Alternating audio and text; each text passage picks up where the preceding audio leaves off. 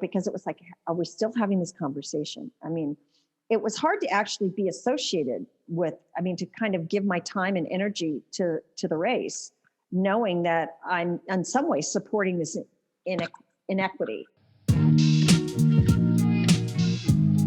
We don't want what Julie did to turn this into a freak show. Some people, I'm sure, had funny feelings about it. I know the men did. I didn't really care.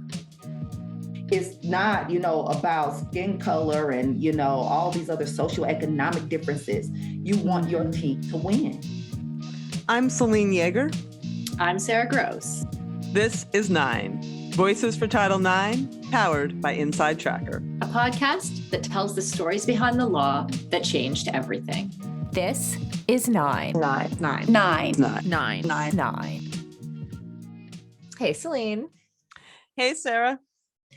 Another week of the 9 Voices for Title IX podcast. I'm super stoked. It is another week. And this week we have Julie Moss, who, I only knew really from her famous crawl to the finish line moment. When did you first see that?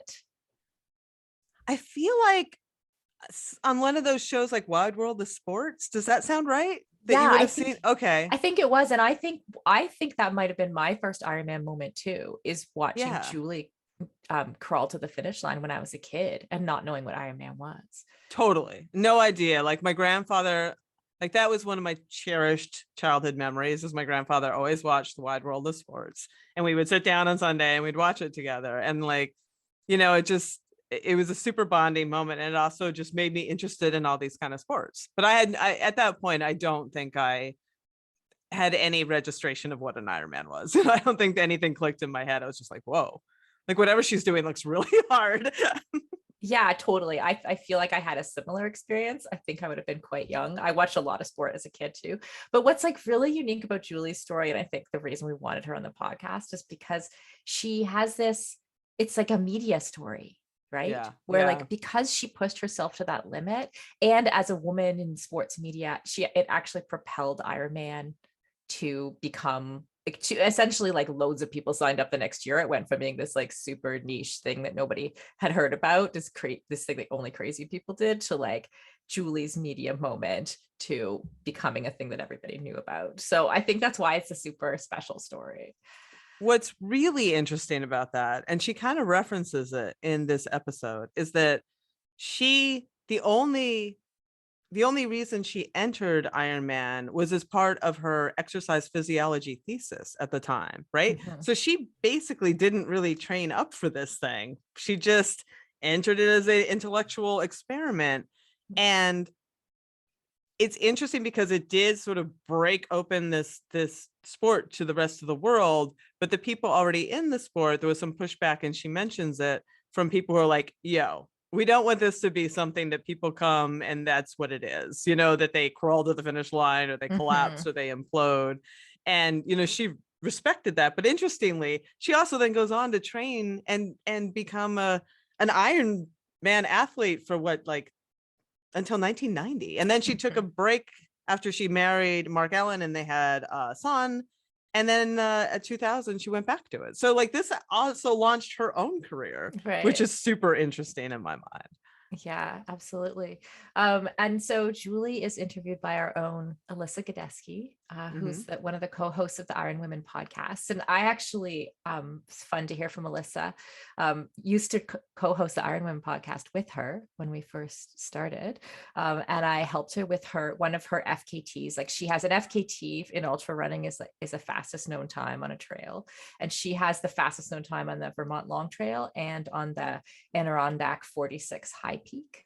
Wow. So yeah, for that first one, it was a 5-day thing. I was out there chasing her around the trails with trying to keep her social media up to date and get some good video and photos. So that was really fun. And Alyssa's also has an Ironman 36 times and 45. 36. Yeah. 45 ultra marathons too. I know. I know. Wow. Mm-hmm. That's a lot of Ironmans and a lot of ultras. That's a lot of stuff. Totally. What's for you? Sorry, go ahead. Yeah, no, I was just going to ask you the same question. And I think what did stand out for me was, you know, aside from those sort of revelations of hers about that first Ironman, was also, you know, this being a Title IX aimed podcast, is how so many of the athletes and the people that we're interviewing have a different understanding or even recognition of Title IX in their lives, depending on where they were and what they were doing at the time, and not being particularly sporty herself. Like she didn't recognize Title IX in her life or any of really the inequities in the sport until quite a bit later, once she entered this sport. And she actually references you guys, which I thought was really interesting. That was really cool. It made me choke up a little bit to hear her talk about like seeing us in our, like, because that one year in Kona, when we were trying to get equal slots for the pro women, we went to the underpants run. I know you went to it too, because I've seen the pictures. And we all had our bikinis on, and we all wrote 5Q, which was like our sign for 50. It was like basically a 50 turned into a Q, with a 0 was turned into a Q for qualified, because we wanted 50 women to be qualified for Kona. And so we all wrote that in like marker on our on our bellies basically. And we ran like that. And she said she saw that photo of us in our bikinis and felt like she wasn't sure if she wanted to continue to support Ironman. And to hear like such a legend of Ironman as someone who's so associated with Ironman's history, say that, and just to hear that impact that we had even on Julie personally was like kind of special for me listening. So yeah, me too. Really interesting. Okay, well, let's hear from Alyssa and Julie after a word from our sponsors. Feisty Media's Title IX series is proudly partnered with Vela Rosa. Vela Rosa is a women-owned and operated cycling apparel company that creates mix and match cycling wear to make women feel comfortable, confident, and beautiful. Created by two avid women cyclists, they know the importance of high-performance biking shorts and jerseys that fit a woman's body. It doesn't work to shrink and pink men's gear and expect it to work for women. Vela Rosa believes cycling wear should be fun, comfortable, and visible. You want to be bright and to be bold and be seen. Vela Rosa's collections are designed to mix and match with coordinating kit pieces that allow women to get more mileage out of their cycling wardrobes. New for 2022, a completely redesigned cycling tank, reflective safety tabs on all of their tops, and more long sleeve options for those chilly morning rides. You'll find tons of great reviews on their site from women who love Vela Rosa gear. Their 5-star rated shorts prove that when women try them, they love the fit, particularly the yoga waistband, power leg bands, and the super soft, all black, what stains, chamois.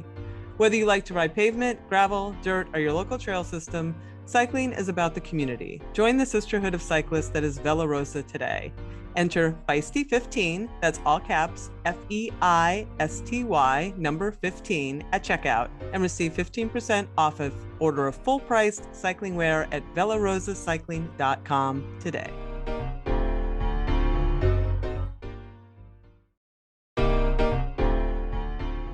Female hair loss is a topic few of us want to talk about, but it impacts nearly 30 million women, so we should. And that's why we appreciate that Bonafide's healthy hair and scalp product, Sylvessa, is one of our show partners. With Sylvessa, Bonafide designed the first comprehensive system designed to restore and protect hair and skin affected by estrogen decline from the inside and out. It consists of a 3-part system containing a daily capsule, hair serum, and skin serum to be combined for healthier looking skin and hair. During a 12-week clinical study, Bonafide found that 92% of women saw improvement in hair volume, 82% saw improvement in hair thickness, and 67% saw improvement in scalp coverage. Over 8,300 uncompensated doctors in the US recommend Bonafide's products. All of their products are prescription and hormone-free. And for listeners today, we want to give you 20% off your first purchase of Sylvessa and or any of Bonafide's products when you subscribe to any product. Just go to hellobonafide.com/Title9 and use the promo code Title9. That's hellobonafide, BONAFIDE.com/Title9, and the code Title9, all caps, TITLE, and the number 9 for 20% off at checkout.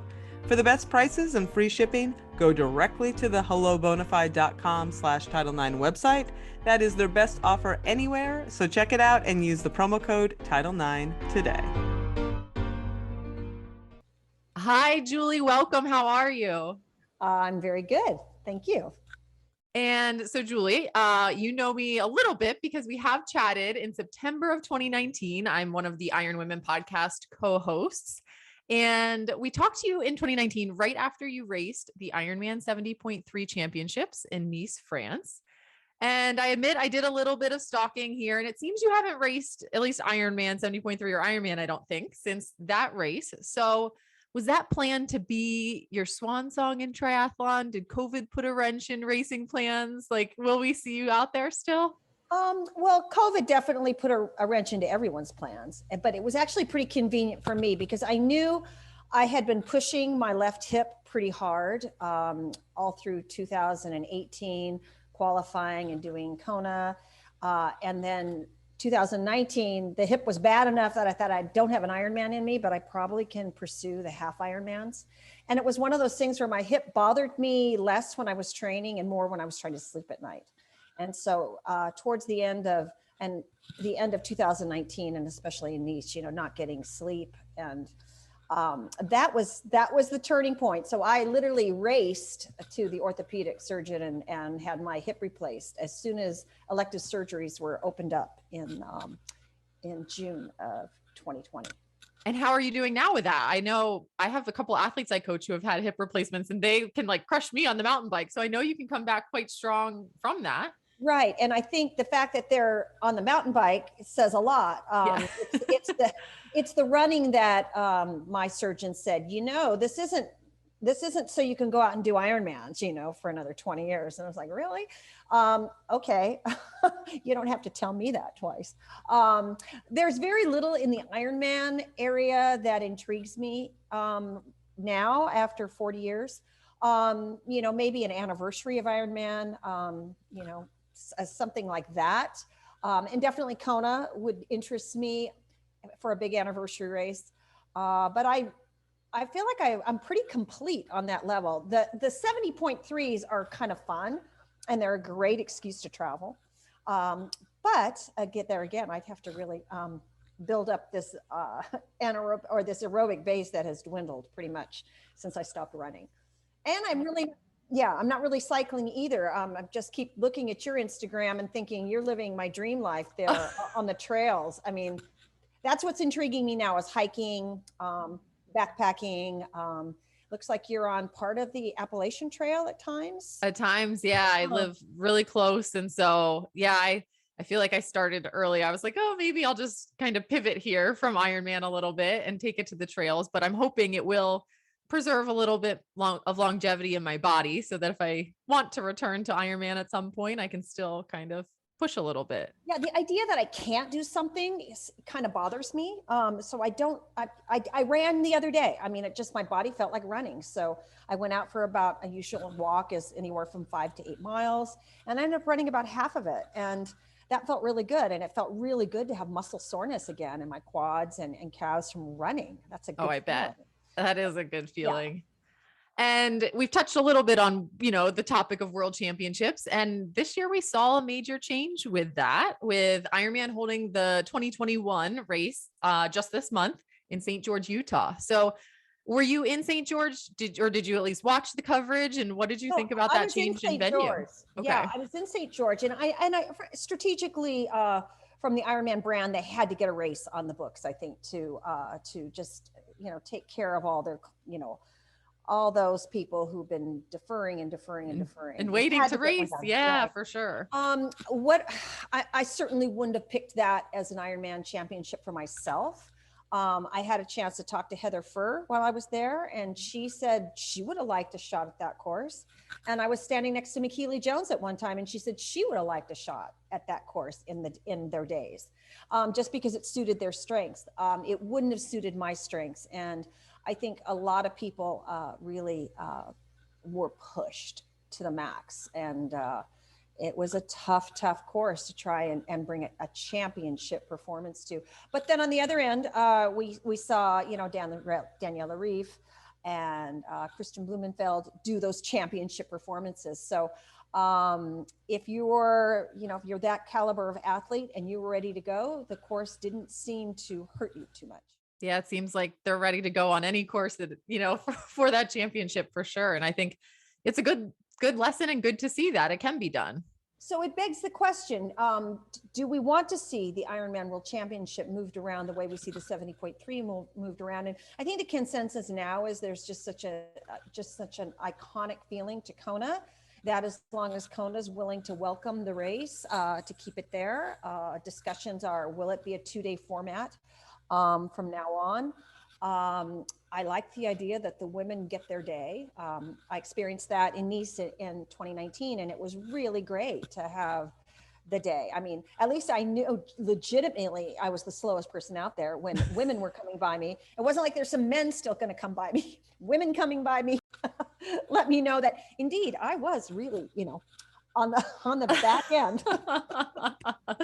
I agree, though. I think the 2-day formats are going to be exciting. It's going to be really fun this year to see the women showcased on their own day for sure. So, if that works, I agree. I hope that the community can welcome that and continue with the longstanding tradition. I think that would be great. Well, it'll be a really good test case in October. So I'm looking forward to being For sure. there for that.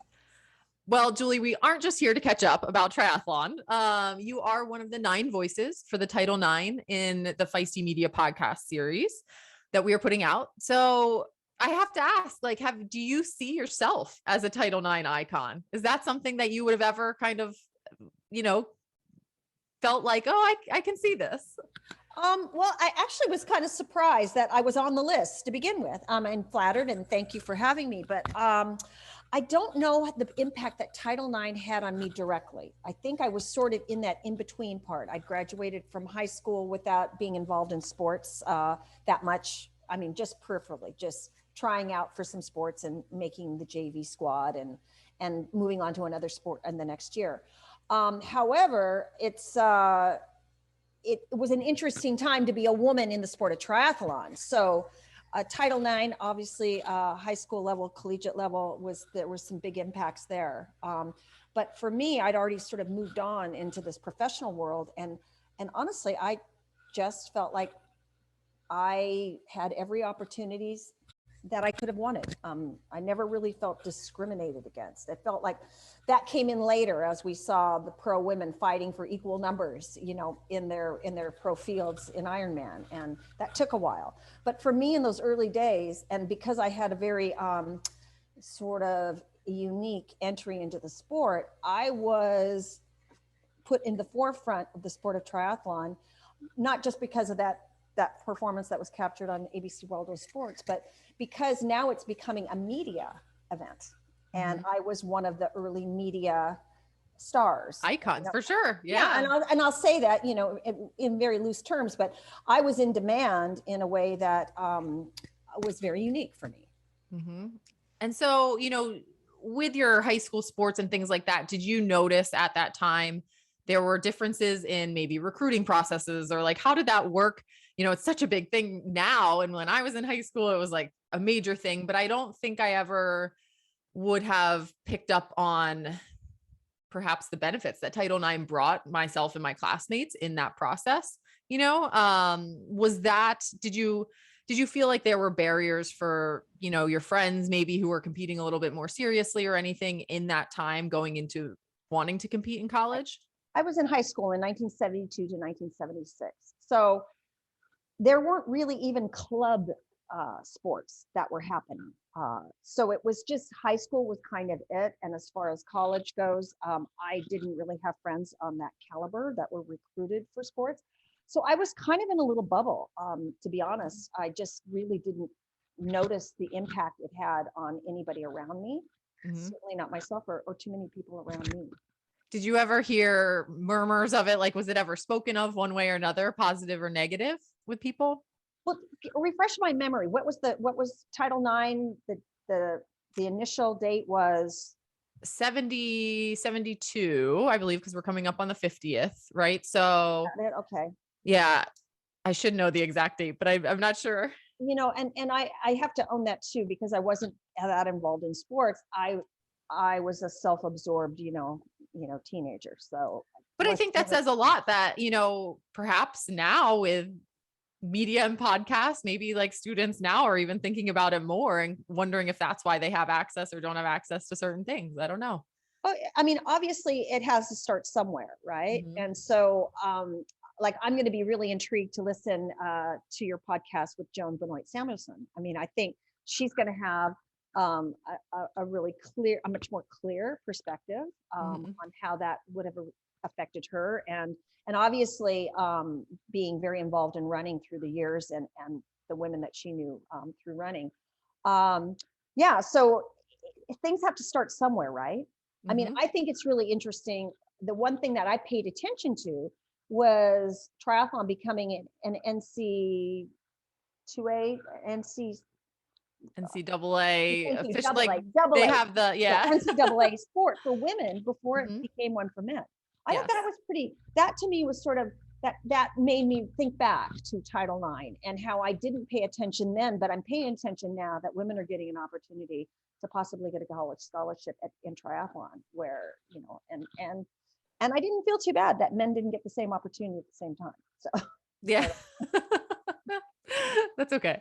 So your crawl, the famous crawl, right, in Kona was 1982. So that would have been, yeah, 1982. Yeah. so that would have been a decade, you know, after Title IX was passed that you were racing in Kona. But it's not like in that decade Title IX was passed and then women had this massive influx into sport. There was women all around you on the start line of Kona. Like you were, you know, still very much in the minority there. So was it isolating to be a woman in sport during that time? What was it like in that era? Um, because of the sport was still very brand new, and it was considered sort of this fringe sport, kind of this, maybe a lot of, I think people were intrigued by, I saw it on television. I was intrigued to go the next year. You didn't have to qualify to get in those first couple of years. So it was welcoming. I mean, I don't feel like the men weren't threatened by the women. We were competing against women, competed against women, men. I felt for the most part very welcomed into this sport and very much supported. And the only way I learned about with the sport was from men. I didn't really know there were so few women that I had to learn everything about the sport, crash course from the sport. Literally, I got to Hawaii like 3 weeks before the race and crash course in the sport from the men who were there to participate. And so I felt like I was just being drawn into this very much a family feeling. That all changed on race day. It was kind of, that's unique to sport that was new to me, not being a competitive athlete. I was like, wow, where'd all my friends go? They're also tunnel vision and ready to race. And so I felt like I was almost alone on that day. It wasn't isolating because of being a woman. It was isolating for me because I had very little experience of being a focused competitive athlete. No experience.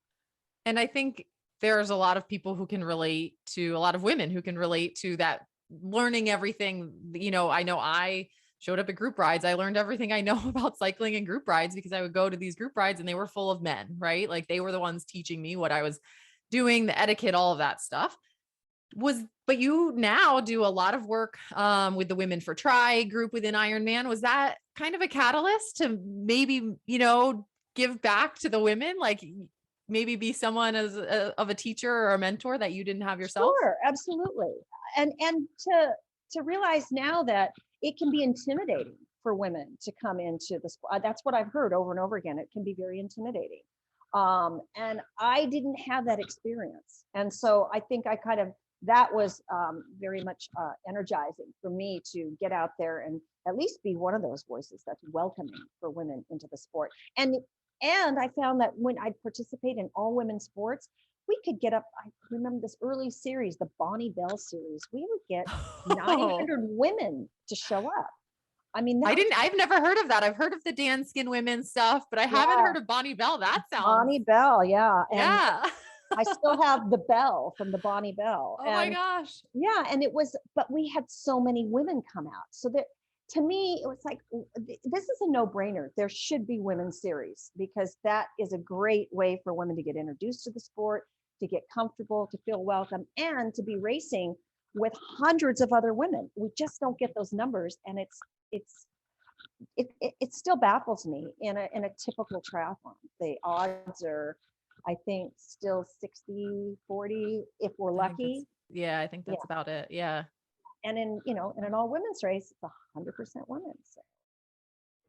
And so when you did your, infamous crawl of fame where you collapsed 50 meters from the finish line at the World Championships in 1982, if our listeners aren't quite aware, were there negative reactions to that? Like, you kind of said it made you an icon of women in sport, but were there, which is, I think, generally seen as a positive thing, as a female really pushing herself to achieve this big athletic goal. But was there a flip side to that? I did get some pushback, and it was from he's a very good friend of mine, Scott Tinley. He was the men's winner that year, and my race pretty much eclipsed the men's race. Yes, they showed it, but the bulk of the attention was on my finish. And I think Scott's reaction, and I don't think he was alone, was that we don't want what Julie did to turn this into a freak show. Like people, crashing and burning are kind of the norm. We want it to be, known for being this amazing one-day endurance event and of excellence. And we want to become professionals at this. And so we can't be having this, the two sides of this.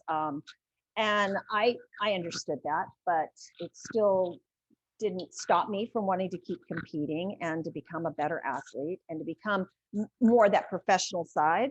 But I understand there's this human element to endurance sports that's where the magic happens, and that's what draws people in. And I think you will probably know this very well. I mean, you're attempting these marathons where no one finishes.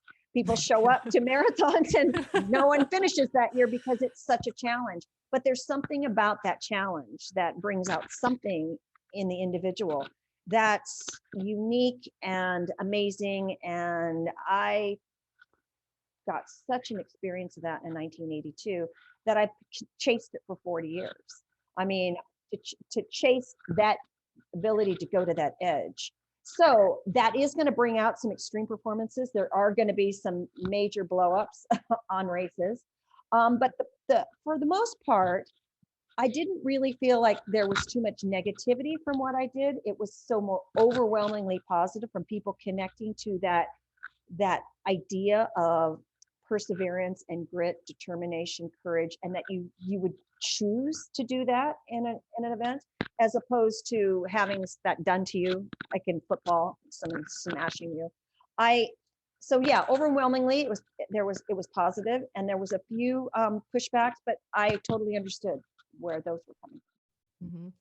And so I definitely do encourage our listeners to read your book, Crawl of Fame. And in it, you use the term Wonder Woman a lot, and you describe, your childhood heroes from fictional childhood books like Pippi Longstocking, Nancy Drew. And then, later in life, you kind of use that term Wonder Woman to describe Kathleen McCartney, Aaron Baker, these other kind of role models, and Wonder Women that you were looking up to, kind of, competing with, that sort of thing. So these women that you admire in sports and business, how important has it been? You mentioned that the men were teaching you everything about triathlon. So when you found a woman to be a Wonder Woman for you, whether in sport or business, as you progressed in life, was that something you fiercely held on to?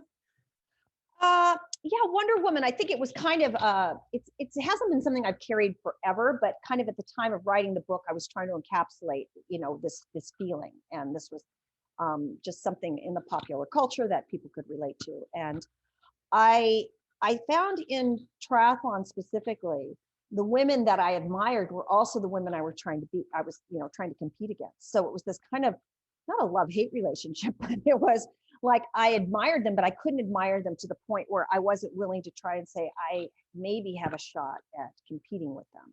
And a lot of that was kind of coming from a place of insecurity too, of wondering, am I in this sport because I just happen to have this dramatic moment on TV? Do I legitimately have what it takes to become a professional? So there was some admiration, but also this idea that you have to fake it till you make it. I felt like I was an imposter for the first 7 years of my professional career.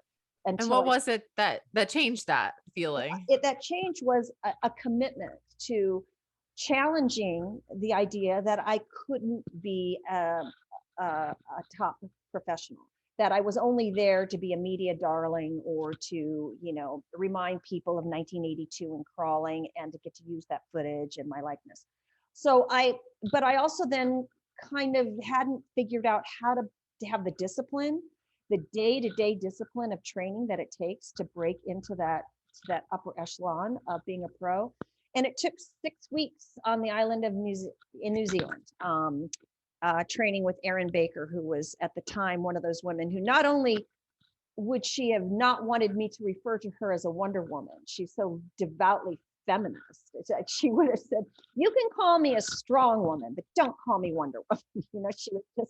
She would call you on your stuff all the time. She was politically active. She ended up going into politics. Politically active, smart, globally aware, and just such a badass athlete. So I got to spend 6 weeks, just chasing her around. And the last day, I remember it really well. We were on our long Sunday run, and there was a point where I wanted to pass Erin. She was running, and she's known for being a great runner. And for whatever reason that day, I had built to this point where I could go around her and push the pace.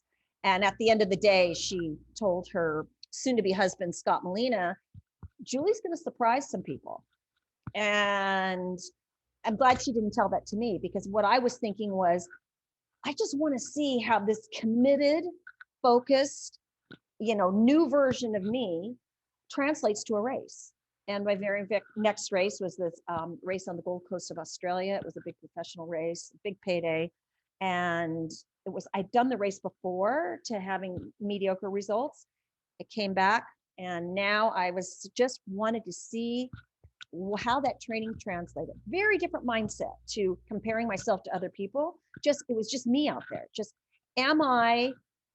Can I be that kind of athlete? And coming off the bike with Paula Newby-Fraser, we're tied for second. There was an Australian woman cyclist up ahead of us.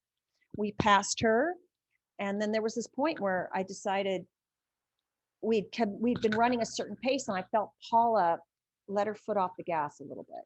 And I just kind of thought, Paula, if you're thinking that I'm not a problem,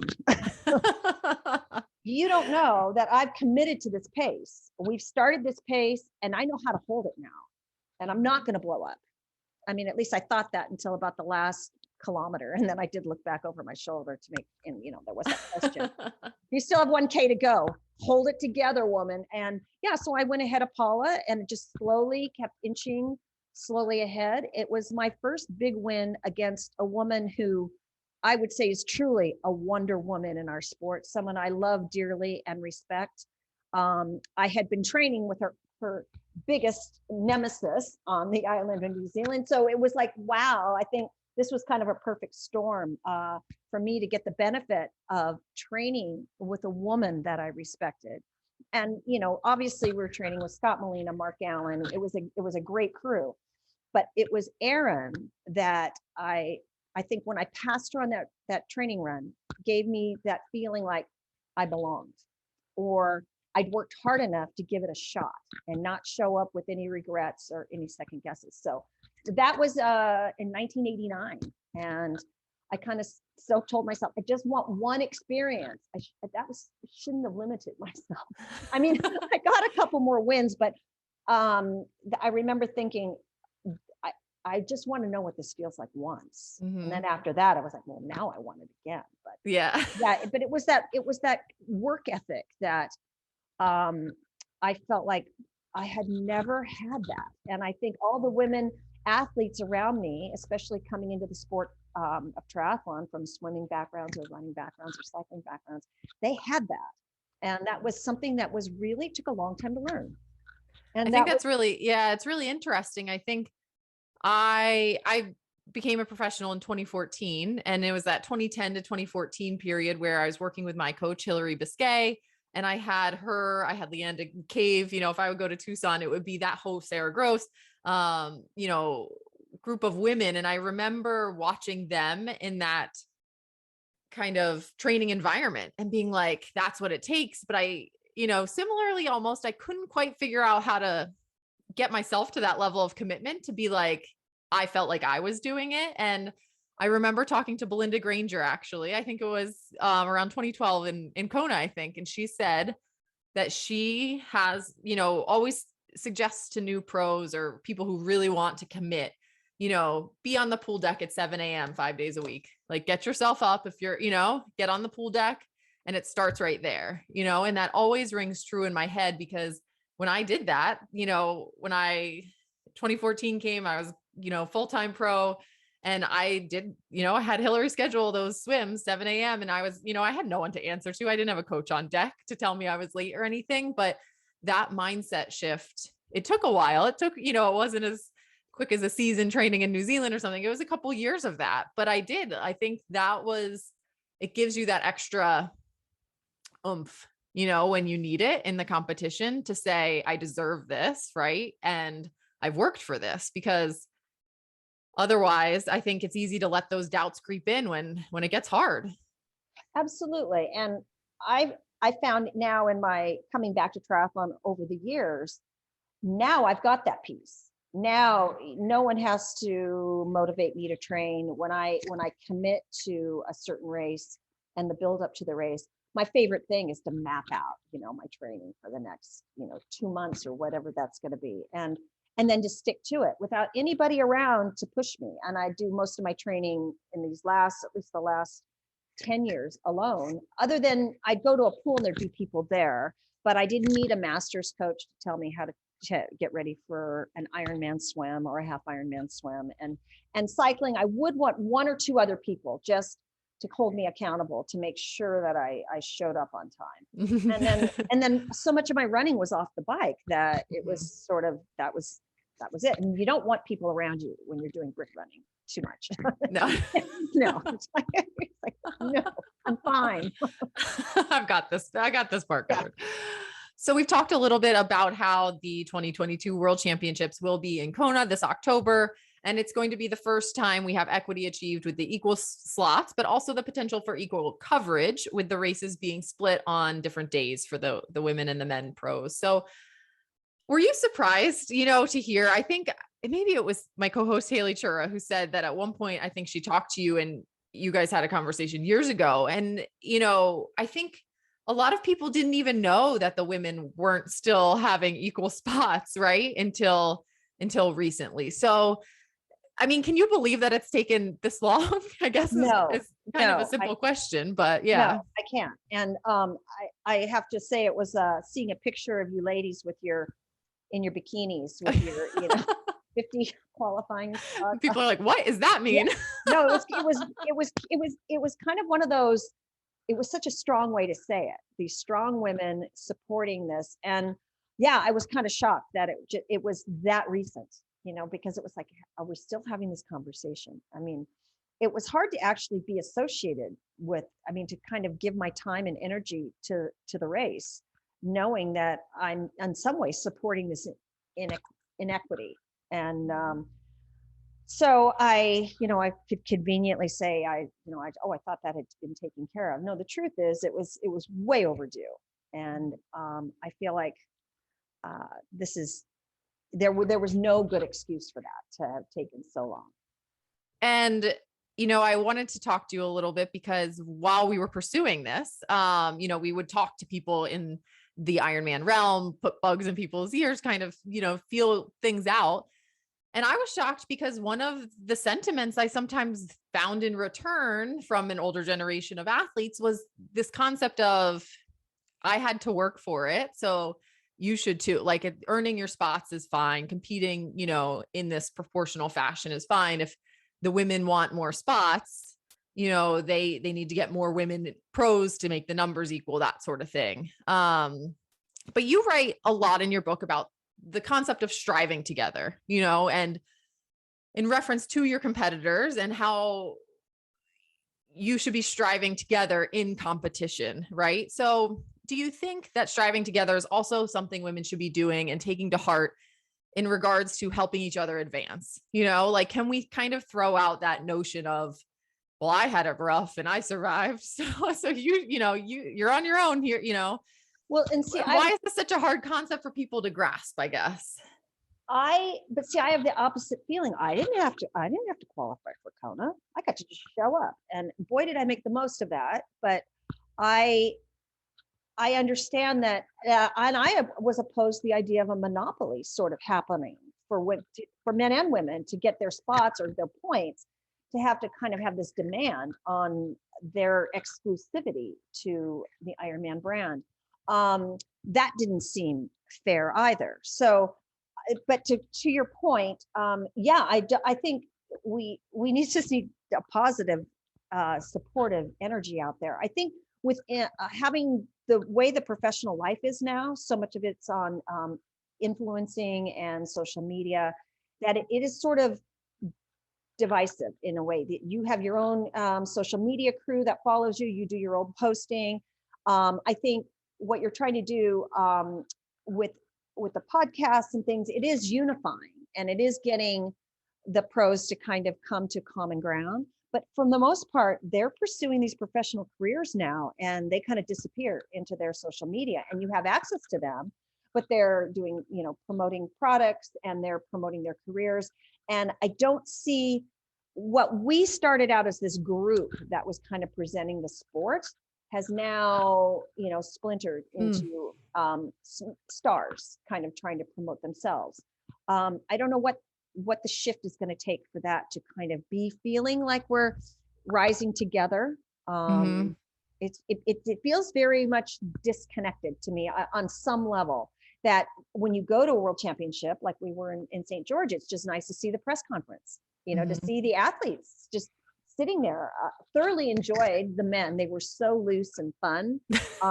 Their personalities all came out. The women were a little more focused and a little more tight-lipped. And I think that's just, that was just, it was a contrast to me that the women just seemed to be more game face, and the men were equally game face, but they had this kind of looseness. They seemed more bonded. Interesting. As a group. And maybe because two of the athletes train together, right. And one of the athletes is coached by the other's brother. I mean, it was like, there's maybe more internal connection there, but yeah, I don't know what it's going to take to kind of get that feeling going. And it is interesting, thinking about that. I've seen very similar things in press conferences I've watched, but I will say, when I've attended the Women for Tri events and we have a panel of women pre-race, before that, it's a totally different environment because you're surrounded by women, and so it's very, I definitely encourage those events and the things that Women for Tri are doing, because I think it is helpful to be building that community and kind of opening, I agree with you 100%. Yes, because I did attend the Women for Tri panel. Paula Newby Frazier was the MC, and it was Laura Siddle and Nikki Bartlett and myself. And so my cat is going across the street. So it was really kind of the energy in that room was great. We tend to only have those events around world championships. And I can see the point, because it does have that special feeling, and there is a certain vibe to the room that the women are just really need that kind of that coming together, supportive feeling before they go out and, to conquer a world championship. Maybe same for the men, but yeah. And so, Julie, you are so well known for one of the craziest feats of endurance of the female body. So are there any physical feats of women that have inspired you in recent years? Courtney Dauwalter.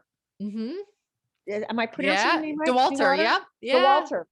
Man, she's something, isn't she? Inspires me.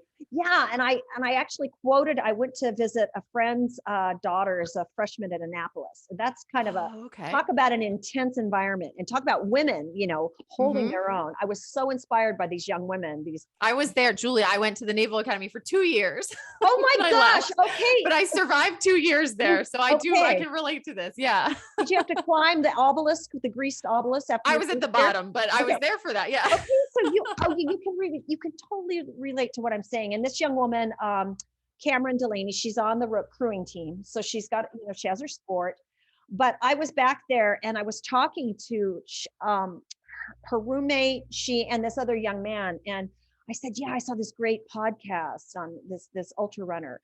And she talks about how she did this mind flip of the pain cave. Like as an endurance athlete, we try and delay the pain cave. We try and cruise along like, oh, this is the swim's going great, the bike's going great. We know we're going to find, our welcome mat to the pain cave on the run. And it's You're coming. just knocking on the door the whole time. Oh, yeah. And so she said she tried to hold it off, like push it back as long as she could.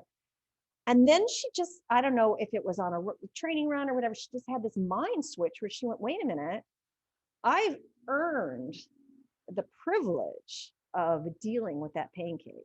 This is what I trained for. I trained to manage that. So I'm not going to push it back. I'm going to say, bring it on, expand the pain cave. So I love it. Tease me now, expand the pain cave. So Yeah. that's Courtney's. And I thought, because if you're resisting it, then that is translating throughout your performance. There's this resistance to greatness almost. If you're gonna holding off some room so you can manage that. And I thought that's sort of something that not only as a female athlete that inspired me, but a mindset. That is great for the Naval Academy too, or any of the academies, because same thing. They've earned that privilege to be in that space, and it's time to embrace it when they're there. Okay, that's I think that's very telling about you now that I've had this experience with these women and what they go through. And it's a whole new definition of badass. I did the 2 years to kind of, I think, prove to myself that I really didn't want to continue, but two, that I could, endure the 2 years. Right, yeah. But I think I've blocked a lot of it from my memory, but it's definitely ground fighting. Do you remember ground fighting? I remember, I tell people all the time, they made us take boxing and wrestling, and I could not wrestle or box to save my life. And they would match you up against people your same height and weight. And I just would get pummeled. And the poor professor, like the teachers just passed me because they felt so bad. I was like, I don't have a fighting bone in my body, but I left there and then somehow find my way to Ironman. So I apparently love pain caves, just, different types. Okay. Well, Julie, thank you so much for taking the time today. I think, people have looked up to you for now decades, and I'm just continually inspired to know that you're still in the sport and still helping women in the sport and giving back in ways that you didn't have yourself. So thank you so much for that. It was great to chat with you today. Oh, and Alyssa, good luck on all your crazy adventures that you're doing. I mean, they're not crazy. They're well thought out, well planned out. And I love following your adventures in the dirt. So keep up the good work. Thanks so much. Bye, Julie. Bye-bye. Whether you run, ride, hike, or swim, you understand what it means to push harder, reach farther, and go the extra mile. This relentless drive runs in your blood. That's why Inside Tracker provides you with a personalized plan to build endurance, boost energy, and optimize your health for the long haul. Created by leading scientists in aging, genetics, and biometrics, Inside Tracker analyzes your blood, DNA, and fitness tracking data to identify where you're optimized and where you're not. You'll get a daily action plan with personalized guidance on the right exercise, nutrition, and supplementation for your body. And when you connect Inside Tracker to your Fitbit or Garmin, you'll also unlock real-time recovery pro tips after you complete your workout. It's like having your own personal trainer and nutritionist in your pocket. For a limited time, you can get 20% off the entire Inside Tracker store. Just go to insidetracker.com/feisty. That's insidetracker.com/feisty.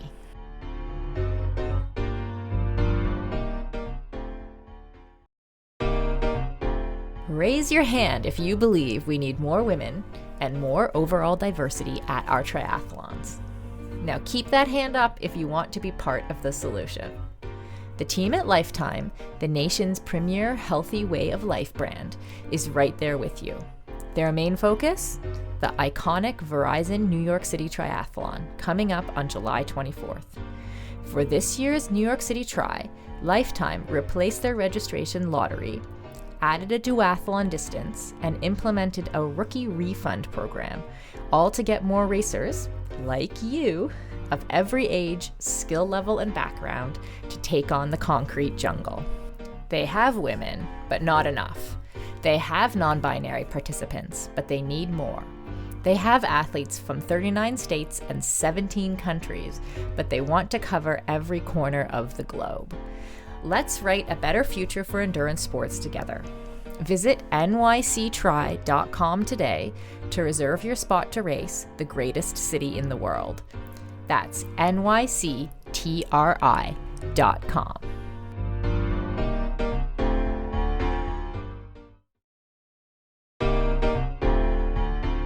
Active women need more protein. And if you're training hard, you need a lot more, like upwards of 100 grams a day or even more. That can be a challenge to get through meals alone some days, so a good protein powder like Neurify Plus from Previnex can help.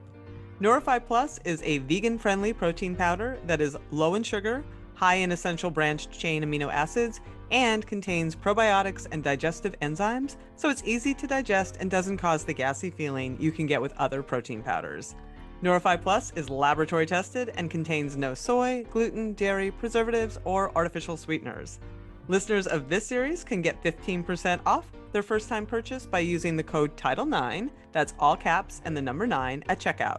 Just go to Previnex.com, Previnex.com, and use the code TITLE9 at checkout for 15% off your first purchase.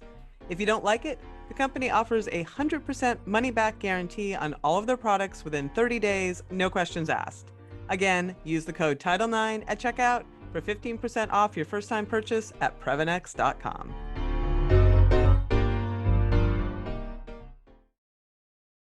Okay, well, what a great interview. Hey, Celine? That was really great. And like you had mentioned in the intro, it was really touching to hear her talk about how your work was impacting her. It just goes to show that this work really continues, you know? I like what she said about the work that, that we do, that Alyssa's involved in too with the podcast, about how it brings people together. Yeah, I like that. The common ground. Yeah. I like that a lot. Yeah. Thank you so much to Alyssa Godesky for hosting that interview, and for Julie Moss, of course, for chatting with us for this podcast. So Celine, what do we have coming up next week? Next week, we have an interview with Women's Basketball Hall of Famer Joan Cronin. She has a lot of experiences as a women's athletic director at Tennessee and is just a legend in the sport. And she is going to be interviewed by our very own feisty Chief of Staff, Catherine Taylor. Yay, can't wait. 9 Voices for Title IX, powered by Inside Tracker, is a feisty media production. This episode was produced and edited by the amazing Amelia Perry.